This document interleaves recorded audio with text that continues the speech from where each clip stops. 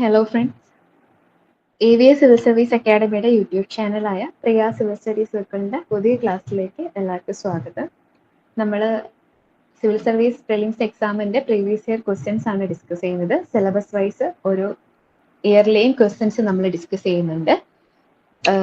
ജോഗ്രഫിയുടെ class ആണ് ഇന്ന് നമ്മൾ എടുക്കുന്നത്. ജോഗ്രഫിയുടെ 2014 മുതൽ 19 വരെയുള്ള പ്രീവിയസ് ഇയറിലെ ജോഗ്രഫിയുടെ ക്വസ്റ്റ്യൻസിന്റെ ഡിസ്കഷൻ പ്ലേലിസ്റ്റിൽ ഉണ്ടാവും. നിങ്ങൾ എല്ലാവരും പോയിട്ട് എന്ത് ചെയ്യുക, കാണുക. അതുപോലെ നമ്മുടെ ക്ലാസ്സുകൾ നമ്മൾ എല്ലായ്പ്പോഴും പറയുന്നതാണ്. നമ്മൾ സിവിൽ സർവീസ് എക്സാമിന് ഫുൾ കോഴ്സ് പ്രൊവൈഡ് ചെയ്യുന്നുണ്ട്. അതുപോലെ തന്നെ KS എക്സാമിന്റെ നോട്ടിഫിക്കേഷൻ വന്നതും എല്ലാവരും കൊടുത്തിട്ടുണ്ടെന്ന് വിചാരിക്കുന്നു. അതിന്റെ ഫുൾ കോഴ്സും നമ്മൾ എന്ത് ചെയ്യുന്നുണ്ട്, പ്രൊവൈഡ് ചെയ്യുന്നുണ്ട്. അതുപോലെ സബ്ജക്ട് വൈസ് ക്ലാസ്സസ്, നിങ്ങൾക്ക് ഏത് സബ്ജക്റ്റ് ആണോ ക്ലാസ് ആവശ്യം അതിനനുസരിച്ച് ക്ലാസ്സസും നമ്മൾ പ്രൊവൈഡ് ചെയ്യുന്നുണ്ട്.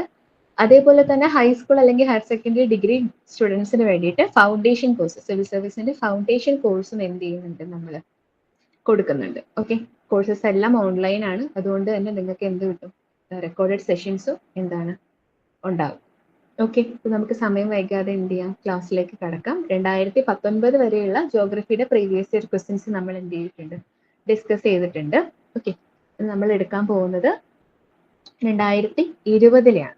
ഓക്കെ, ഫസ്റ്റ് തന്നെ നമുക്കറിയാം, ഇപ്പൊ നമ്മൾ എന്തായി, ഇതിന് ഒരു പരിചയം നമുക്ക് ഉണ്ടായി. ക്വസ്റ്റ്യൻസിലൊക്കെ UPSC ചോദിക്കുന്ന രീതി അല്ലേ, റിവർ അതെന്തിലേക്ക് ഫ്ലോ ചെയ്യും, അല്ലെങ്കിൽ ഒരു കൺട്രി അതായത് സിയുമായിട്ട് എന്ത് ചെയ്യുന്നു, ബോർഡർ ഷെയർ ചെയ്യുന്നു. അങ്ങനെയാണ് എന്ത് ചെയ്യുന്നത്, അധികവും ക്വസ്റ്റ്യൻസ് ഉണ്ടാകുന്നത് അല്ലെ. നോക്കൂ, ഫസ്റ്റ് ക്വസ്റ്റ്യനും അങ്ങനെയല്ലേ, റിവർ തന്നിട്ടുണ്ട്, അത് ഏത് സിയിലേക്കാണ് എന്ത് ചെയ്യുന്നത്, ഫ്ലോ ചെയ്യുന്നത് എന്നാണ് ചോദിക്കുന്നത്. ഓക്കെ, നോക്കൂ, ഫസ്റ്റത്തെ ഏതാണ്, മെക്കോങ് ആണ്. ഏതാ തന്നത്, ആൻഡമാൻ സി. സെക്കൻഡ് തെയിംസ് ആണ്, ഐറിഷ് സീ തന്നിട്ടുണ്ട്. വോൾഗ, കാസ്പിയൻ സീ തന്നിട്ടുണ്ട്. Zambezi, Indian ocean. ഓക്കെ, ഇതിൽ നിങ്ങൾക്ക് പരിചയമുള്ള പേര് ഒരേ ഒന്ന് ഏതായിരിക്കും, മെക്കോങ് ആയിരിക്കും അല്ലെ. മെക്കോങ്ങും അതുപോലെ തന്നെ വോൾഗയും കേട്ടിട്ടുണ്ടാവും ചിലർ. ഓക്കെ, മെക്കോങ് എന്നുള്ളത് ഏതാണ്, അത് എവിടെയുള്ള ഒരു സീ ആണ്, ഇങ്ങോട്ടേക്ക് ഫ്ലോ ചെയ്യുന്ന സീ ആണ്. ആൻഡമാൻ സീയിലേക്കാണോ, ആൻഡമാന്റെ അടുത്ത് അങ്ങനെ ഒരു റിവർ നമ്മൾ കണ്ടിട്ടുണ്ടോ, ഇല്ലല്ലോ.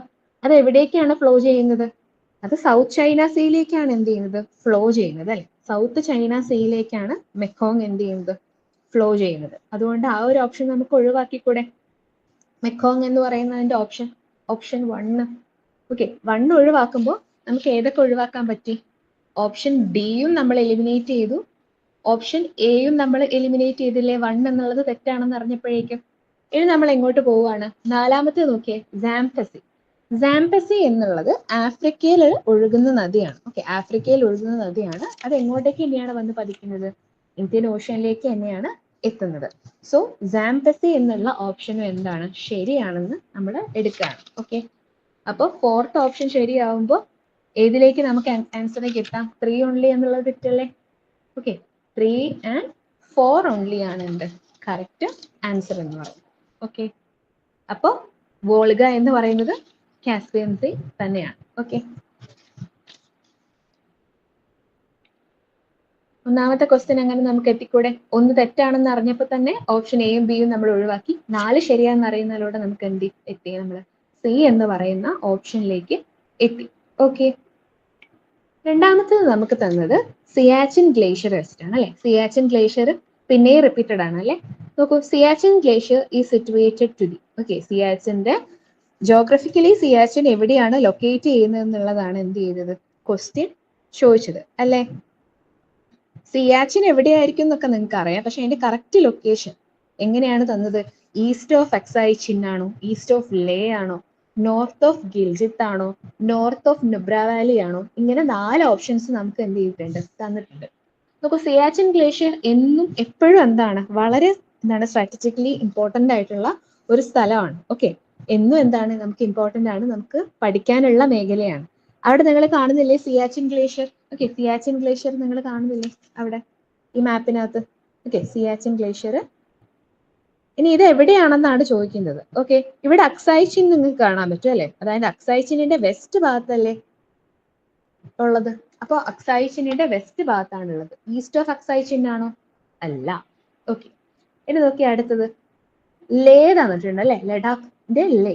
ഈ ലേയുടെ നോർത്ത് ഭാഗത്തായിട്ടല്ലേ സിയാച്ചിൻ ഉള്ളത്. ഓക്കെ, ലേയുടെ നോർത്ത് ഭാഗത്തായിട്ടാണ് അല്ലെ സിയാച്ചിൻ ഉള്ളത്. സോ എന്താണ്, ഈസ്റ്റ് ഓഫ് ലേ ആണോ, അല്ല. ഇനി നോക്കിയേ, നോർത്ത് ഓഫ് ഗിൽജിത്ത്. ഗിൽജിത്ത് എവിടെയാ വരുന്നത്? ഇവിടെയല്ലേ വരുന്നത്? ഗിൽജിത്തിന്റെ ശരിക്കും നോർത്തിലാണോ? ഈസ്റ്റ് ഭാഗത്തേക്കായിട്ടല്ലേ ഉള്ളത് സിയാച്ചിൻ ഗ്ലേഷ്യർ അല്ലെ? സിയാച്ചിൻ ഗ്ലേഷ്യർ ഗിൽജിത്തിന്റെ ഈസ്റ്റ് ഭാഗത്തായിട്ടാണ് ഉള്ളത്.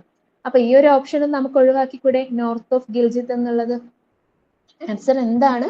Option D, north of Nubra Valley ആണ് അല്ലെ? നോർത്ത് ഓഫ് നുബ്ര വാലി ആണ്. നോക്കൂ, നുബ്ര വാലിയുടെ നോർത്തിലായിട്ടാണ് സിയാച്ചിൻ ഗ്ലേഷ്യർ ഉള്ളത്. ഓക്കെ, നിങ്ങൾക്ക് അറിയാം ലൈൻ ഓഫ് ആക്ഷൻ കൺട്രോൾ അല്ലെ? ലൈൻ ഓഫ് ആക്ച്വൽ കൺട്രോൾ ചൈനയുടെ അടുത്ത് ഉള്ള നമ്മുടെ ബൗണ്ടറി, പിന്നെ ലൈൻ ഓഫ് കൺട്രോൾ അല്ലെ പാകിസ്ഥാനുമായിട്ടുള്ള ബൗണ്ടറി. ഈ സ്ഥലങ്ങളിലുള്ള എല്ലാ ഭാഗങ്ങളും എന്താണ്, വളരെ ഇമ്പോർട്ടന്റ് ആണ്.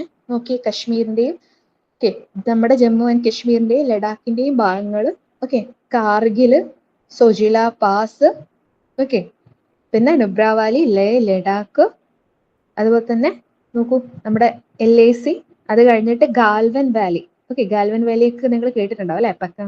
പാങ്കോങ്സോ ലേക്ക്, ഇത്രയും ഭാഗങ്ങള്. ദെൻ കാരക്കോറം പാസ് ഉണ്ട്, Siachen glacier, okay, Shaksgam valley. Okay, എന്താണ്, ഇതായിരുന്നു 1963 വാറിൽ അല്ലെങ്കിൽ പാകിസ്ഥാൻ ആർക്ക് കൊടുത്തത് ഭാഗം? ചൈനയ്ക്ക് കൊടുത്ത ഭാഗമാണ് ഷക്സം വാലി. ഓക്കെ, ഇത്രയും ഭാഗങ്ങൾ, ഓക്കെ, ഇത്രയും ഭാഗങ്ങളെ കുറിച്ച് ഒരു ഐഡിയ ഉണ്ടായിരിക്കണം. ഒന്നെങ്കിൽ എന്ത് ചെയ്യുക, നിങ്ങളുടെ അറ്റ്ലസിൽ മാർക്ക് ചെയ്യുക, അല്ലെങ്കിൽ ഇപ്പൊ തന്നെ എന്ത് ചെയ്യുക, ജസ്റ്റ് ഒരു സ്കെച്ച് പോലെ വരച്ചിട്ട് എന്ത് ചെയ്യുക, പഠിക്കുക. Okay, so option D, Siachen glacier എവിടെയാണ്? നോർത്ത് ഓഫ് നുബ്ര വാലി ആണ്, north of Nubra Valley. Okay, so രണ്ടാമത്തെ ക്വസ്റ്റ്യനും എന്ത് ചെയ്തു, നമ്മൾ ആൻസർ ചെയ്തു. ഇനി നോക്കിയേ, മൂന്നാമത്തെ ക്വസ്റ്റ്യൻ എന്താ ചോദിക്കുന്നത്? Consider the following minerals. Okay, 4 minerals തന്നിട്ടുണ്ട് അല്ലെ? ഏതൊക്കെയാണ്? ബെന്റോണൈറ്റ്,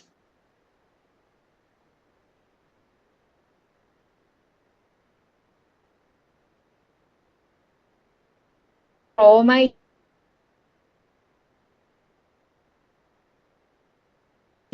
ക്യാനൈറ്റ്,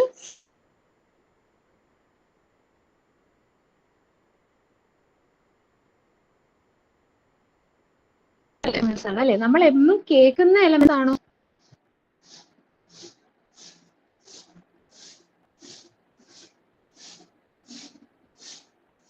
ഓക്കെ, ഇപ്പൊ ഓഡിബിൾ ആയിരിക്കും എന്ന് വിചാരിക്കുന്നു. ചെറിയൊരു ബുദ്ധിമുട്ട് വന്നിട്ടുണ്ടായിരുന്നു. ഓക്കെ ഓക്കെ, സോറി കേട്ടോ ഫോർ ദ ഇൻകൺവീനിയൻസ്. ചെറിയൊരു ബുദ്ധിമുട്ട് വന്നിട്ടുണ്ട്. നോക്കൂ, നമ്മൾ മൂന്നാമത്തെ ക്വസ്റ്റ്യൻ ആണ് ഡിസ്കസ് ചെയ്യുന്നത് അല്ലെ? മൂന്നാമത്തെ ക്വസ്റ്റ്യൻ ആണ് ഡിസ്കസ് ചെയ്യുന്നത്. മൂന്നാമത്തെ ക്വസ്റ്റ്യൻ എന്താ തന്നത്? 4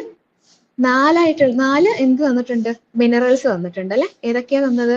ബെന്റോണൈറ്റ് തന്നിട്ടുണ്ട്, ക്രോമൈറ്റ് തന്നിട്ടുണ്ട്, ക്യാനൈറ്റ് തന്നിട്ടുണ്ട്, അതുപോലെ തന്നെ സിലിമനൈറ്റ്. ഓക്കെ, സിലിമനൈറ്റും തന്നിട്ടുണ്ട്. ഓക്കെ, ഈ 4 എണ്ണത്തില് നമ്മളോട് എന്താ ചോദിച്ചത്? ക്വസ്റ്റ്യനിൽ എന്താ ചോദിക്കുന്നത്? In India which of the above is അല്ലെങ്കിൽ are officially designated as major minerals. Okay, major minerals ആയിട്ടുള്ള ഏതൊക്കെയാണെന്നാണ് ചോദിക്കുന്നത്. ഓക്കെ, ഈ പേരുകൾ നിങ്ങൾക്ക് അത്ര പരിചിതം ആയിരിക്കില്ല. ഏതൊക്കെ? ക്രോമൈറ്റ് അറിയാൻ പറ്റുമായിരിക്കും. ബാക്കി 3 കുറിച്ചും വലിയൊരു ഐഡിയ നമുക്ക് ഉണ്ടാവില്ല അല്ലെ? ക്രോമൈറ്റ്, അതുപോലെ തന്നെ ക്രോമൈറ്റിനെ നിങ്ങൾ എവിടെയാ കേട്ടിട്ടുണ്ടാവുക? ക്രോമൈറ്റിനെ, ഓക്കെ, ക്രോമൈറ്റ് എന്താണ്? ഒരു പ്രൈമറി ഓർ ആണ് അല്ലെ ക്രോമിയത്തിന്റെ. ഓക്കെ, എന്താണ്, നമ്മുടെ വളരെ സ്റ്റെയിൻലെസ് സ്റ്റീലിന്റെ ഇൻഡസ്ട്രീസിലും ഒക്കെ ആയിട്ട് എന്താണ്, ഹൈ ടെമ്പറേച്ചർ അലോയ്സ് എന്ന് പറയുന്ന ഒരു ഗ്രൂപ്പിൽ പെടുന്ന ആളാണ് ആര്? ക്രോമൈറ്റ് എന്നുള്ളത് അല്ലെ? ക്രോമൈറ്റ് എന്ന് ഉള്ളത് നമ്മൾ പണ്ട് കെമിസ്ട്രിയിലും ഒക്കെ പഠിച്ചിട്ടുണ്ടാവും. സയൻസ് പഠിച്ച ആൾക്കാർ FeCr2O4 അല്ലെ? FeCr2O4. ക്രോമൈറ്റ് എന്താണ്? അയണിന്റെയും ക്രോമിയത്തിന്റെയും ഒരു ഓക്സൈഡ് ആണ് അല്ലെ? ഓക്കെ, ബാക്കിയുള്ള ആൾക്കാർ അല്ലെ? ബാക്കിയുള്ള ആൾക്കാരെ കുറിച്ചല്ലേ നമുക്ക് വലിയൊരു ഐഡിയ ഇല്ലാത്തത്. അതില് ക്യാനൈറ്റ് എന്നുള്ളത്, ഓക്കെ, ക്യാനൈറ്റ് എന്ന് പറയുന്ന ഒരു മിനറൽ എന്ന് പറയുന്നത് എന്താണ്? നോൺ മെറ്റാലിക് ആയിട്ടുള്ള മിനറൽ ആണ്. ഓക്കെ, നോൺ മെറ്റാലിക് ആയിട്ടുള്ള മിനറൽ ആണ് എന്ത്? Kyanite. Okay, non metallic, okay, non metallic ആയിട്ടുള്ള ഒരു മിനറൽ ആണ്. ഓക്കെ, ഒരു ബ്ലൂ അല്ലെങ്കിൽ ഒരു ഗ്രീനിഷ് കളറിൽ കാണുന്ന ഒരു മിനറൽ ആണ് ഈ ക്യാനൈറ്റ് എന്ന് പറയുന്നത്. ഓക്കെ, ബാക്കി സിലിമിനൈറ്റ് എന്നുള്ളതോ?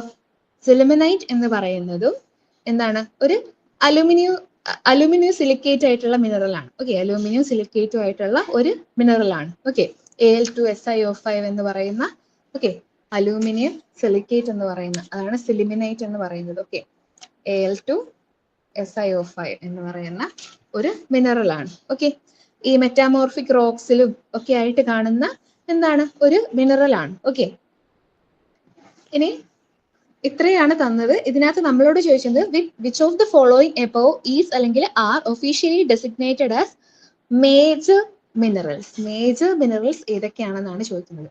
ഏതാണ് ഈ മൂന്നും? എന്താണ്?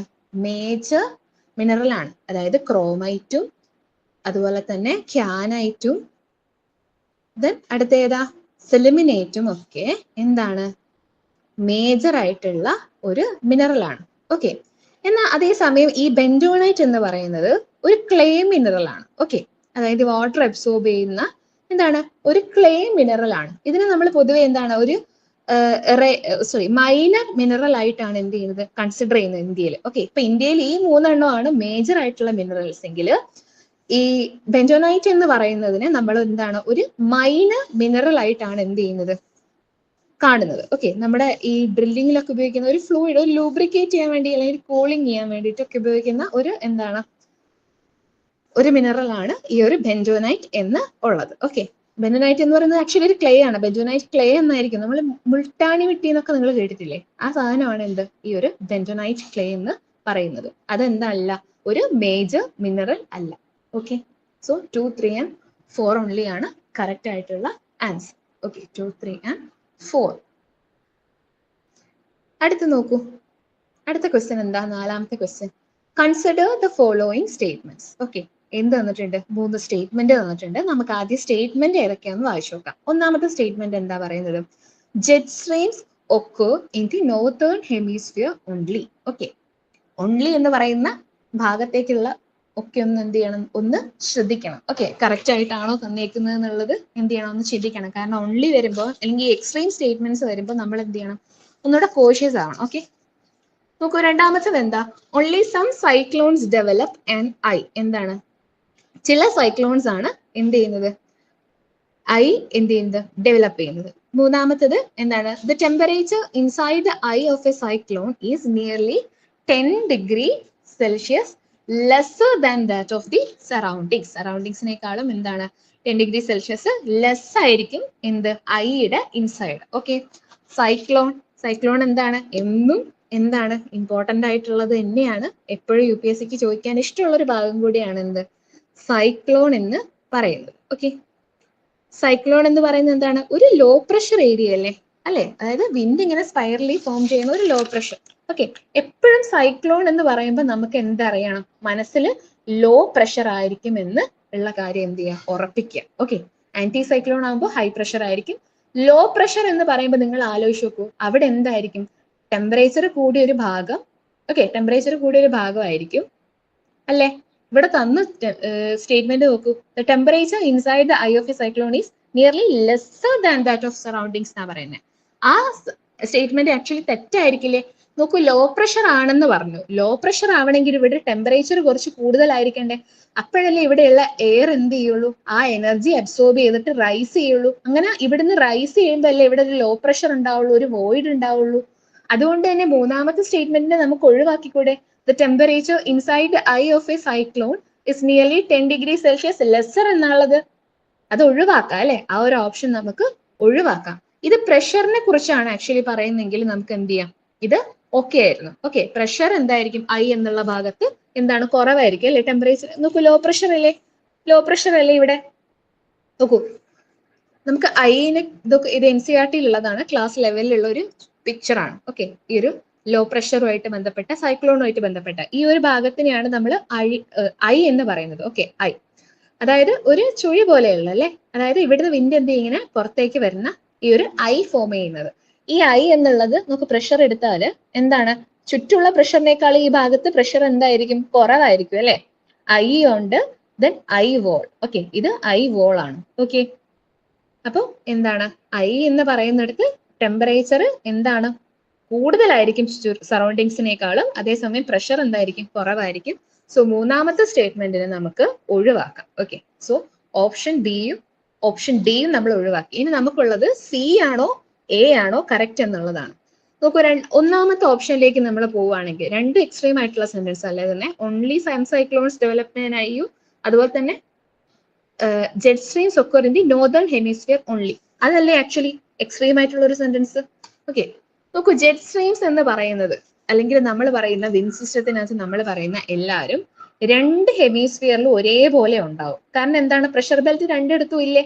ഓക്കെ, നോർത്തേൺ ഹെമിസ്ഫിയറിലും സദേൺ ഹെമിസ്ഫിയറിലും എന്തുണ്ട്, പ്രഷർ ബെൽറ്റുകൾ ഉണ്ട്. ഇവർക്കിടയിൽ ഉണ്ടാവുന്ന വിൻഡും അതുമായിട്ട് ബന്ധപ്പെട്ട ബാക്കി ഫിനോമിനൻസ് ഒക്കെ എന്ത് ചെയ്യും, രണ്ട് ഹെമിസ്ഫിയറുകളായിട്ട് ഒരേപോലെ എന്ത് ചെയ്യും, ഉണ്ടാവും. സോ ഈ ജെറ്റ് സ്ട്രീം നോർത്തേൺ ഹെമിസ്ഫിയറിലാണ് എന്ന് മാത്രം പറയുന്ന സെന്റൻസ് എന്താണ്, തെറ്റാണ്. എവിടെയുണ്ട്, സദേൺ ഹെമിസ്ഫിയറിലും എന്തുണ്ട്, ഈ ഒരു ജെറ്റ് സ്ട്രീമുകൾ ഉണ്ട്. അപ്പൊ ഒന്നാമത്തെ സ്റ്റേറ്റ്മെന്റ് നമുക്ക് ഒഴിവാക്കിക്കൂടെ. 1 എന്ന് പറയുന്നതും തെറ്റാണെന്ന് പറയുമ്പോൾ ഏത് ഓപ്ഷനിലേക്ക് നമ്മൾ എത്തുകയാണ്, ഓപ്ഷൻ 2 അല്ലെങ്കിൽ സി എന്ന് പറയുന്ന ആൻസറിലേക്ക് എത്തുക അല്ലേ. അപ്പൊ എന്താണ് അതിനുള്ള ഐഡിയ എന്ന് പറയുന്നത്, ഐ എന്ന് പറയുന്നത് എന്തായിരിക്കും, ലോ പ്രഷർ ഉള്ള, ടെമ്പറേച്ചർ അല്ല കുറവ്, ഹൈ ടെമ്പറേച്ചർ ആയിരിക്കും ചുറ്റുള്ളതിനേക്കാളും, ബട്ട് ലോ പ്രഷർ ആയിരിക്കും. സോ തേർഡ് എന്താ പറയുന്ന ഓപ്ഷൻ എന്താണ്, നമ്മൾ ശരിയാണെന്ന് വെക്കുമ്പോൾ ഒന്നാമത്തെ ഓപ്ഷൻ തെറ്റാണെന്നുള്ള ഒരു ഐഡിയയിലേക്ക് എത്തുമ്പോഴേക്കും നമ്മൾ ആൻസർ 2 ഓൺലിയിലേക്ക് എന്ത് ചെയ്തു, എത്തും. Okay, option C. ഇനി അഞ്ചാമത്തെ ക്വസ്റ്റ്യൻ നോക്കിയേ, with reference to ocean mean temperature. Okay, ocean mean temperature ആണ്. നമുക്കൊക്കെ സർഫസ് ടെമ്പറേച്ചറിനെ കുറിച്ച് ഒരു ഐഡിയ ഉണ്ടാവും അല്ലെ, സീ സർഫസ് ടെമ്പറേച്ചർ.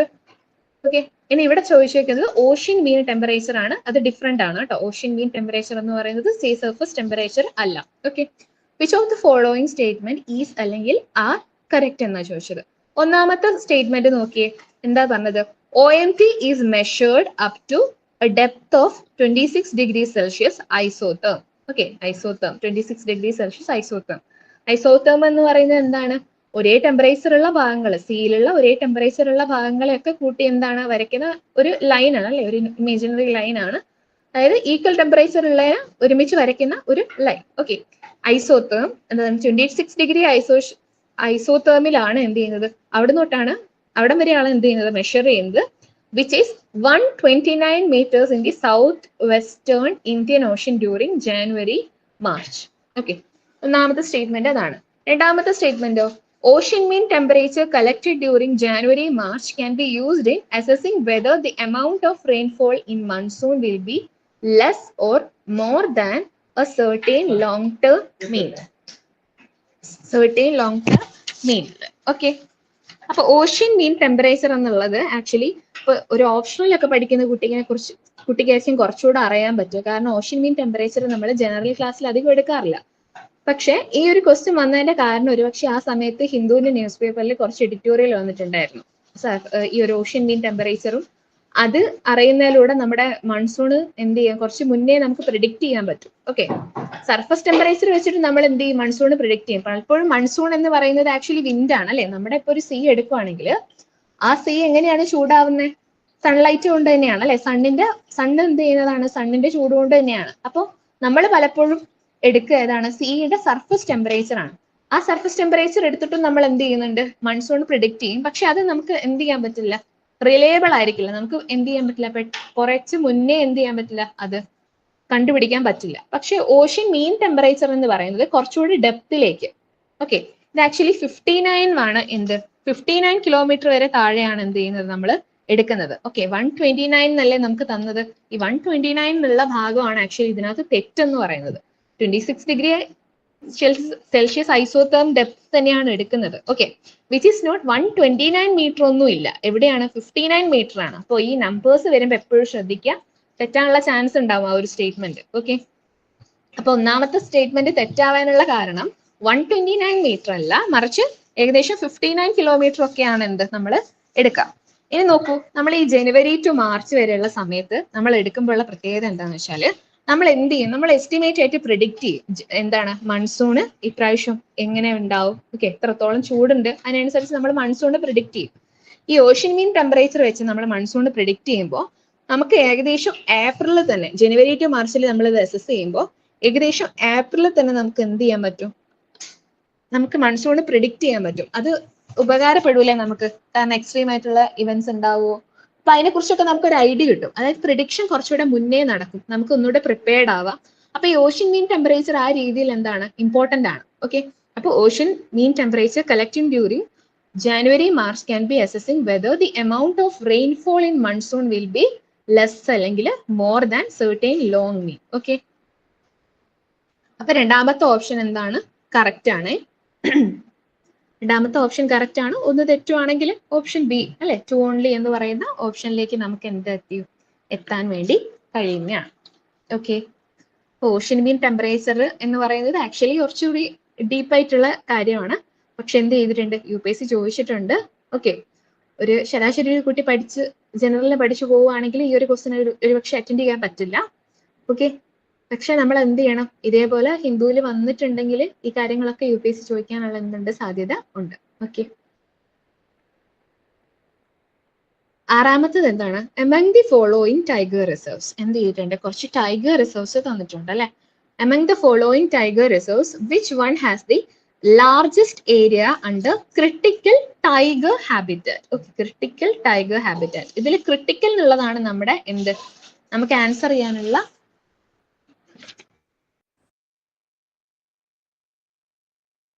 ക്രിട്ടിക്കൽ എന്ന് പറയുന്ന ഭാഗമാണ് നമുക്ക് എന്താണ് ആൻസർ ചെയ്യാൻ ഉപയോഗിക്കുന്ന ഭാഗം. ക്രിട്ടിക്കൽ എന്ന് പറയുന്നതുകൊണ്ട് എന്തായിരിക്കും ഉദ്ദേശിക്കുന്നത്? ആ ഭാഗത്ത് എന്ത് ചെയ്യാൻ പറ്റില്ല, അധികം ആക്ടിവിറ്റീസ് ഒന്നും എന്ത് ചെയ്യില്ല, പറ്റില്ല അല്ലെ, ക്രിട്ടിക്കൽ അല്ലേ. അതുപോലെ തന്നെ ആൾക്കാരിൽ നിന്ന് കുറച്ചുകൂടി എന്താണ് അധികമായിട്ടുള്ള ഈസി ആയിട്ട് എന്ത് ചെയ്യാൻ പറ്റില്ല, അതിൽ എന്താണ് നമുക്ക് ആക്സസിബിൾ ആയിരിക്കില്ല. അതൊക്കെ ആയിരിക്കും എന്ത് ക്രിട്ടിക്കൽ എന്നോട് ഉദ്ദേശിക്കുന്നത് അല്ലെ. നമുക്ക് അങ്ങനെ എന്ത് ചെയ്യാം, ആൻസറിലേക്ക് എത്തിക്കാം. അല്ലാതെ ഇതിനകത്ത് ഏതാണ് ക്രിട്ടിക്കൽ ടൈഗർ റിസർവ്സ് എന്നൊന്നും പഠിച്ച് നമ്മൾ പോയിട്ടില്ലെങ്കിൽ നമുക്ക് എന്ത് ചെയ്യാം, ആ രീതിയിൽ ആൻസർ ചെയ്യാൻ പറ്റും. നോക്കൂ, ജിം കോർബറ്റും അതുപോലെ തന്നെ രതംപൂറും നാഗാർജുന സാഗർ ശ്രീശൈലം ടൈഗർ റിസർവ്സും സുന്ദർബൻസും ഒക്കെയാണ് തന്നത്. അതിൽ സുന്ദർബൻസിനെ നമുക്ക് ഒഴിവാക്കിക്കൂടെ? ആക്ച്വലി ഇന്ത്യയുടെയും ബംഗ്ലാദേശിന്റെയും ഒക്കെ ബോർഡറിലായി കിടക്കുന്ന സുന്ദർബൻസിൽ എന്താണ് ക്രിട്ടിക്കൽ ആയിരിക്കുമോ അത് നാഷണൽ പാർക്ക്? ക്രിട്ടിക്കൽ അല്ല അല്ലെ. അവിടെ എന്ത് ചെയ്യുന്നുണ്ട്, അവിടെ ആക്ടിവിറ്റീസും അതുപോലെ തന്നെ എന്ത് ചെയ്യുന്നുണ്ട്, നമുക്ക് വിസിറ്റ് ചെയ്യാനൊക്കെ പറ്റുന്നുണ്ടല്ലോ. അതുപോലെ തന്നെ ജിം കോർബറ്റ് നാഷണൽ പാർക്ക്, അത് നിങ്ങൾ കേട്ടിട്ടുണ്ടാവും അല്ലെ, ജിം കോർബറ്റ്. അതും എന്താണ് ഇതേപോലെ ക്രിട്ടിക്കൽ ആയിട്ടുള്ള ഒരു ടൈഗർ റിസർവ് ആയിട്ട് നമുക്ക് പറയാൻ പറ്റില്ല. ഓക്കെ, ജിം കോർബറ്റ് നാഷണൽ പാർക്കും ഒരു ക്രിട്ടിക്കൽ ടൈഗർ റിസർവ് ആയിട്ട് പറയാൻ പറ്റില്ല. പലപ്പോഴും ഈ ടൈഗർ റിസർവ്സിലൊക്കെ എന്ത് ചെയ്യുന്നുണ്ട്, ഈ സഫാരി പോലെയുള്ള കാര്യങ്ങളും ഒക്കെ അങ്ങനെയൊക്കെ എന്ത് ചെയ്യുന്നുണ്ട്, നടക്കുന്നുണ്ട് അല്ലെ. അപ്പൊ അതുകൊണ്ട് ക്രിട്ടിക്കൽ ടൈഗർ റിസർവ് ആണെന്ന് പറയാൻ പറ്റില്ല അല്ലെ. സോ അത് നമുക്ക് എന്ത് ചെയ്യാം, ഒഴിവാക്കാം. ഓക്കെ, ജിം കോർബറ്റ് എവിടെയാണ്? ഉത്തരാഖണ്ഡിലാണ്. ഓക്കെ, ഉത്തരാഖണ്ഡിലാണ് നമ്മുടെ first national park of India. Okay, പണ്ട് ചെറുപ്പത്തിൽ നമ്മൾ ക്വിസിനൊക്കെ പങ്കെടുത്തവരാണ് പഠിച്ചിട്ടുണ്ടാവും അല്ലെ. First national park of India ഏതാണ്? ജിം കോർബറ്റ് നാഷണൽ പാർക്കാണ്. ഓക്കെ, 1973 ടൈഗർ പ്രോജക്ട് ടൈഗർ തുടങ്ങിയത് അവിടെ തന്നെയാണ്. ഓക്കെ, ദെൻ രത്തൻപൂറും നമുക്ക് എന്ത് ചെയ്യാം, ഒഴിവാക്കാം. രത്തൻപൂറും എന്ത് ചെയ്യാം, അതുപോലെ തന്നെ രത്തൻപൂർ എന്താണ് നാഷണൽ പാർക്കാണ്, പക്ഷെ എന്താണ് അത് ക്രിട്ടിക്കൽ ആയിട്ടുള്ള ടൈഗർ റിസർവ് അല്ല. ആക്ച്വലി രത്തൻപൂർ ടൈഗർ റിസർവ് ഉണ്ട്. എവിടെ? ആരവല്ലി, നമ്മുടെ രാജസ്ഥാന്റെ ആരവല്ലി ആ ഭാഗങ്ങളിലായിട്ട് ഉണ്ട്. ഇന്ത്യൻ റേഞ്ചസിൽ സ്ഥിതി ചെയ്യുന്ന ഒരു ടൈഗർ റിസർവ് ആണ്. അതും ക്രിട്ടിക്കൽ ആണെന്ന് നമുക്ക് എന്ത് ചെയ്യാൻ പറ്റില്ല, പറയാൻ വേണ്ടി പറ്റില്ല. സോ നമുക്ക് എന്ത് ചെയ്യാം, നാഗാർജുന സാഗർ ശ്രീശൈലം എന്ന് പറയുന്ന ആൻസറിലേക്ക് എത്താം. ഓക്കെ,